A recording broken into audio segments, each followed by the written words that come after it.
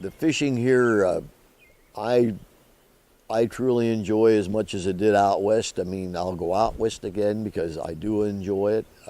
But Pine Creek's in my blood. It's growing up here as a kid. You have all those memories, you know. I still have friends like George here, and we don't get to fish together as much as we did, but the few times we do get together, why, we truly enjoy. Coming down into the canyon, no matter where we live in the outside world, we feel as if we're coming home when we come into the canyon.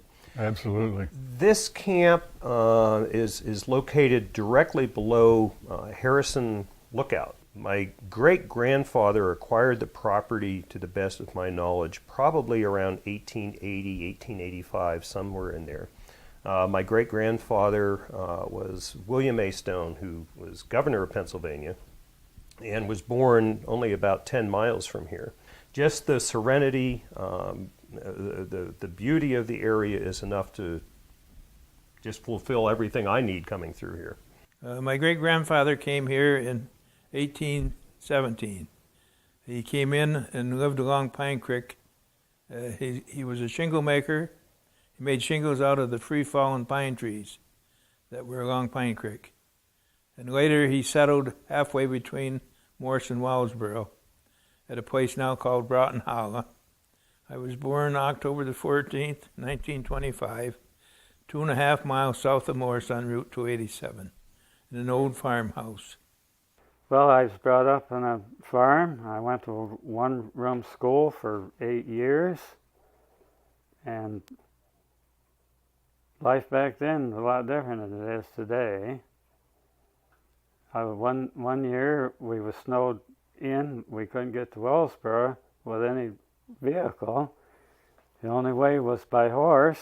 They used both horses and tractors then, but tractors really took over. But before that, hey, we'd plow by the day with a team of horses.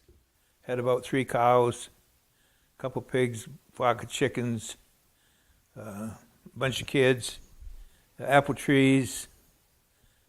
We did a lot of gardening, and Mother canned between 300 and 400 quarts of canned stuff every year in order for us to survive on. We picked berries and all that type of thing. My mother cooked on that cook stove. We had to keep enough kindling cut so she could make a good hot fire, because we'd done chores in the morning and then we'd come in and she'd have a stack of pancakes baked, and we needed chicken for Sunday dinner. We cut his head off and had chicken. Well, there was 8 of us sat down to that table 3 times a day, and she always had something there. And they'd butcher in the fall, they'd butcher hogs, and they'd butcher beef in the winter.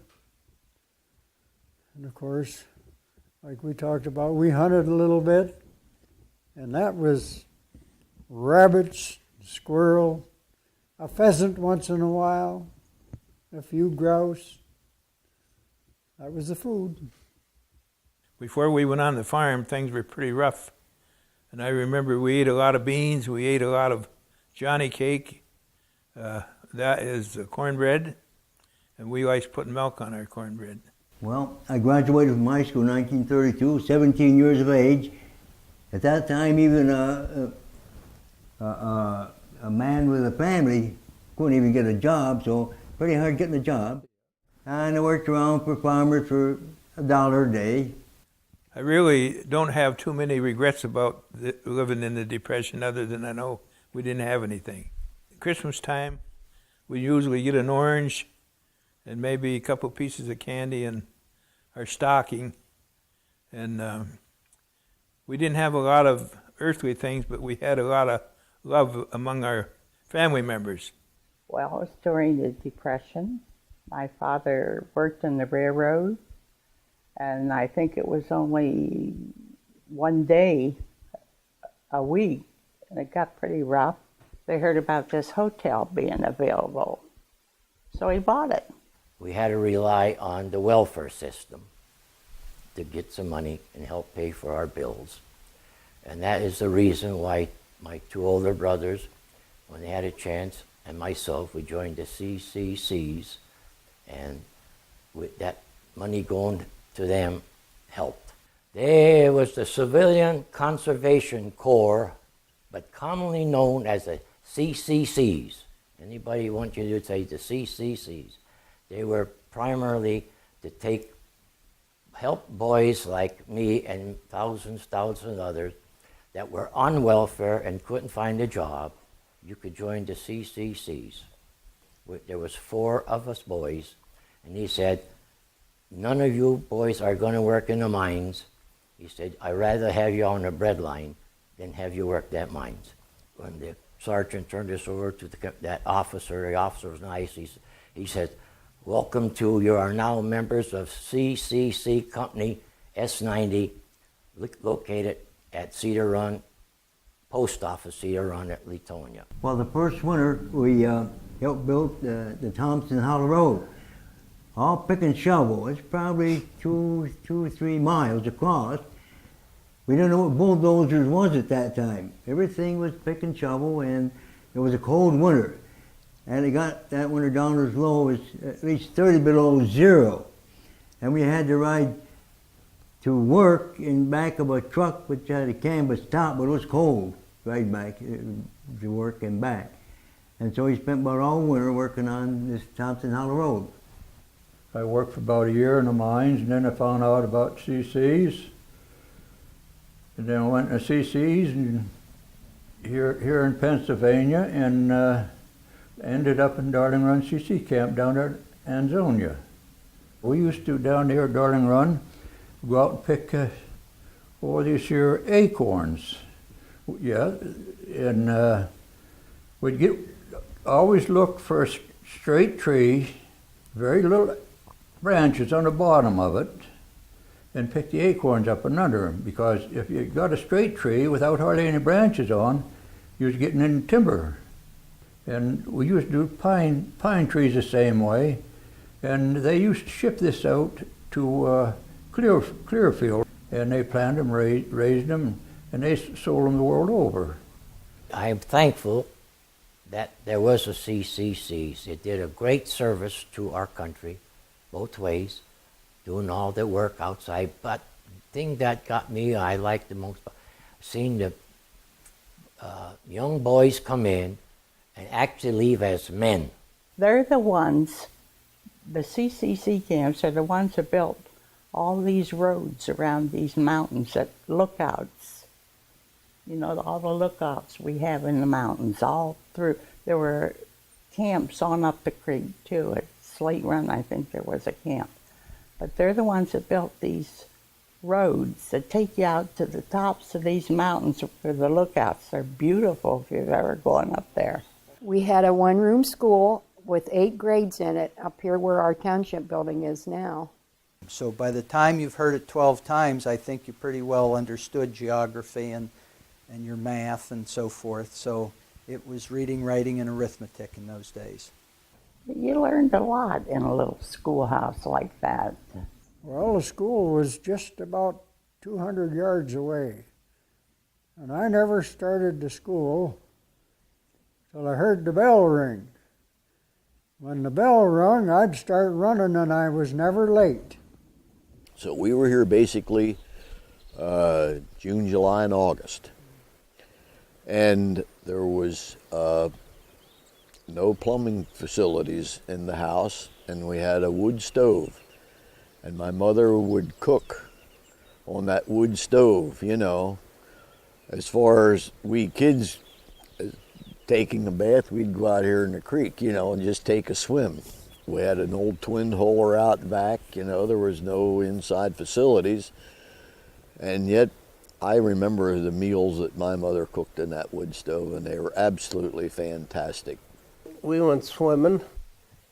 At that time, in front of the hotel, it was about 8 feet deep. And there used to be a guy by the name of Kephart who had a cabin up above the hotel. It's not there anymore. He used to build a swimming board for us every year. And of course, the flood would take it out every year in next spring. A wild trout, and there are wild trout up these tributaries. And there's some that survive in Pine Creek here, and that's what makes it so interesting, but a wild fish is really too valuable in my estimation to kill. I've had Senator Simpson, Danforth, Senator Hines. Jimmy Carter was here as President of the United States, and we took him fishing. You're fishing along at night and you'll see eyes across the creek from you. Flick your flashlight on and there's a coon and he's fishing and he probably having better luck than you are. You get tired, 2 or 3 o'clock in the morning. And I'll lay down on the beach and just look up at the sky and the 1,000 stars up there and just wonder how far they're away and listen to the noise and you listen to see if you hear a trout work. And if you hear a trout work, you're not tired anymore. The thing that I enjoy probably the most about fishing is that I can give it back, release the fish, and have it for another day, have it for another time, have it for another person to catch. Where when I go hunting, it's final, and that's something that, as I grow older, is a little bit more disappointing. Well, we hunted for deer on deer season, and that was a religious thing at our place in hunting season. We took time off to hunt. When they had a double track up through, we'd walk the track when the fresh snow and look over on the far side and see deer over there and shoot them and drag them up to the truck. I cooked quite a bit German and venison. Oh, I almost got arrested. In Germany, we can use venison and sell it because I specialized in there. When the police came also, I was really in it and I had to give it up. Coming in the ridge, I heard a noise in the leaves coming toward me and I thought, Dottie's out looking for me, she's worried. Because when I don't come home, she looks for me. So I had a flashlight in my hand and a Hudson Bay axe and my pack on my back. And all of a sudden, I hear this noise coming on the trail. And I turned on the light and here a big bear was walking toward me in the dark. And I met him face to face, almost as close as the doorway there. And the bear, he swelled up, they draw in air when they're suddenly surprised, and his hair stood up on his neck. Of course, I got a little scared too, and I backed up, and I had the light on him, and he started going, woof, woof, like that. And then I left the trail, kept the light on him, and had my axe ready in case he charged me. And I went to the left of the trail, and the bear left the trail and went to the right. And he walked real stiff-legged, and each step he'd take, he'd go, woof, woof, like that. And I kept the light, and I kept passing him, and he kept passing me. Finally, he got by me, and I got by him. But he kept his woofing noise, and I kept going, and I made it home. I've never had rattlesnakes on my side of the creek, except one time when my wife and I were walking down the Siemens Trail. I nearly stepped on one, and of course after I disposed of him and she stopped screaming, I had to take her back home. We used to do a lot of ice skating. We used to build a big bonfire, so if anybody fell on or anything, why, you'd get dry before you go home, because if you didn't, you'd get hell. I know I fell in one time. The snow was much higher than what they have today. I don't know, the time changed. Of course, at that time, the ice was 2 feet deep. They used to cut ice and down there by the bridge. There was an ice house right across the creek from there. And they used to take and haul that ice across there with a team of horses into the ice house. And we always watched the ice go out every year. That was neat. Back then, it was an honor to us boys to be able to do a man's work, and that's what we tried to do, and do it the best way we knew how. And if you were a good worker, you always had something to do. And then I worked in a sawmill or cut logs in the winter, and that's That was the only money we got. There was no money on the farm. Well, in the census, they were always called farmers. But many of them farmed during the summer months, and then during the winter months, they would make their farm a little bit bigger by cutting out some of the timber or some of the trees and adding to their farm. Earlier, they cut the white pine. A lot of them, particularly in the southern part of the county and a few of the other areas, were used for ship masts, and they were sent out or taken out very carefully by water. And a ship mast had to be at least 90 feet long and a foot and a half wide at the top. So these were pretty big trees. And rafting, if you were on Pine Creek, they took them usually to Williamsport. Some went clear to the Chesapeake Bay.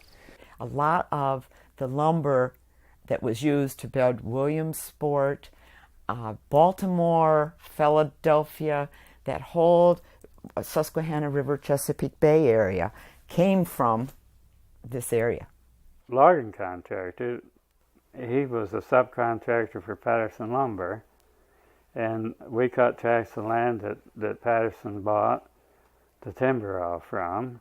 We liked the winter the best because you didn't have the heat, you didn't have the bugs, and you didn't have the leaves on the trees. You could look up and say, well, there's a dead limb up there in that tree, I better watch for it. The logs pulled easier when the ground was frozen snow. They didn't get all mud. They don't like them dragged through the mud hole. And the spring of the year really was the worst. Sometimes we'd have to quit because of ground conditions. Well, Camel must have been quite a bustling town because there was actually 4 railroads that came into this little town. They dug clay out of the mountainside. Up on, well, it wasn't a mountainside, it was on top, it was flat. And they dug clay out of there and they loaded it on trucks. And they hauled it down the Slate Run and dumped their clay into the railroad cars. And they shipped it out that way. And they shipped flagstone out the same way. Railroads were very labor intensive, and it provided a lot of jobs not only for the timber people, but the people that were maintaining the rails and running the trains and loading the logs. And so there was a lot of bustle of activity. There was even a pipe mill factory here in town. We would have the orders for the trains and put the copy in the hoop and stand by the engine and caboose and hand them to the engineer or the conductor on the train. Engineer would put his arm through here, and as he would grasp this string. It would pull off. You couldn't stop a train to hand on a paper. Stand right beside the engine and caboose, because that was your line of duty. Protected the movement of trains and people. They used to haul our troop trains and oil trains and coal trains, and we would be right on the job, especially when the troop trains came. I went fireman on the railroad on New York Central. He rode on the train, but you had to keep fire hepped up so they had steam enough to run the train. The trains I miss most are the old steamers. You hear them come chugging up and blow their whistles. Firemen shoveling coal as fast as they could because it was pretty steep up here, and a lot of those trains were a mile long. They'd reach from here to my camp. They're old coal trains, and they were coming pretty slow up through here. And then if the rails were wet or icy, and then the wheels would spin, and the fireman would lose his fire. My grandfather, for a while, worked in the coal mines at Antrim. He was a track walker for the New York Central Railroad down the canyon. And he went down at night. He worked the night shift there until the morning. The track walker worked literally walking those rails 24 hours a day, and at night he carried a lantern, and all you could see at night was this lantern going up or down the track. They could basically set their watches by seeing Gordon Gitchell's lantern coming down the side hill. And then after the boom, about, I guess, 1910 or so, it was kind of a bust around here, and the timber was gone. The railroads were taken up. The rails were used, except for the New York Central, which was the main line running from Newberry Yard until to Corning, New York. But it did provide an awful lot of employment in the area. Well, the railroad that went down through the canyon was a very important north-south route.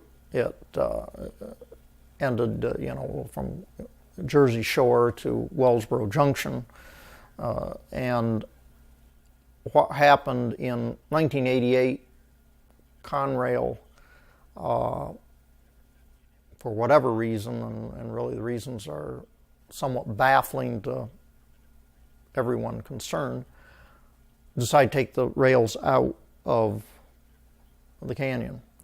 And this was done extremely fast. It was, not overnight, but it was very, very, within a matter of just a few weeks, it was done. And much anger and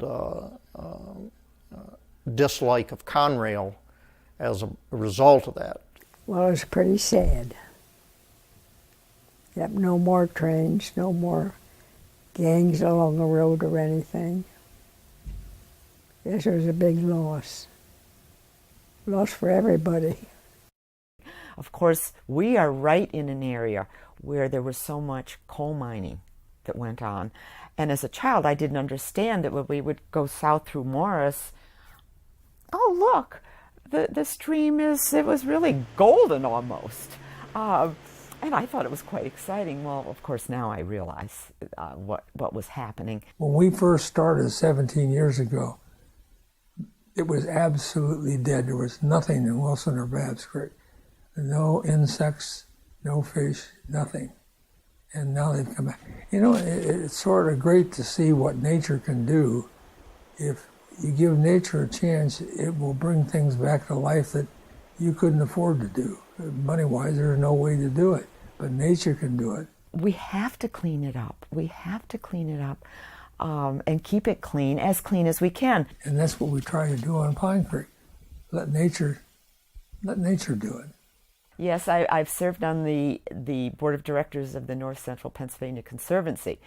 And some people think, whoa, that seems like a conflict. We don't see that as a conflict at all. And most of your lumber people do not see that as a conflict at all. That is, yes, our livelihood, but it's our prime concern to conserve our natural resources, our forests, have clean streams. Most of us who are involved in this kind of work love to be outdoors. That's what Pine Creek is all about. The laurel, the trees, the fields, the flowers, the deer, the fish, all those things are there because it's been left to be a natural area. If it's developed like the Poconos, all that's gone. It certainly has been our observation over the years that very few people come here and don't love it. And my concern is they're going to love it to death. So after the Rails for Trails came into effect and you get used to seeing the people, I learned that there is some safety in numbers. That just by the mere fact that other people are around, and there are patrols that come through, I have actually welcomed it to a certain extent. Yeah, and it's amazing, all the people that are out there on that trail, there's no litter. They're not littering. I think people that enjoy doing this type of thing wind up being more respectful than what I gave them credit for, quite honestly. Then in '61, I came to Morris and bought this store over here, and I was there for 31 years.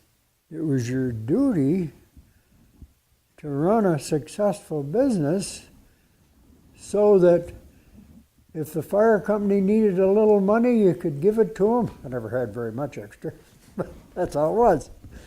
But you had to be able to help people if you could. I always said if you could sell a man a 35-cent pipe fitting and save him a trip to town, you've done something for him. This I bought in 1957, this 100 acres. Well, I had 330 some acres when I quit.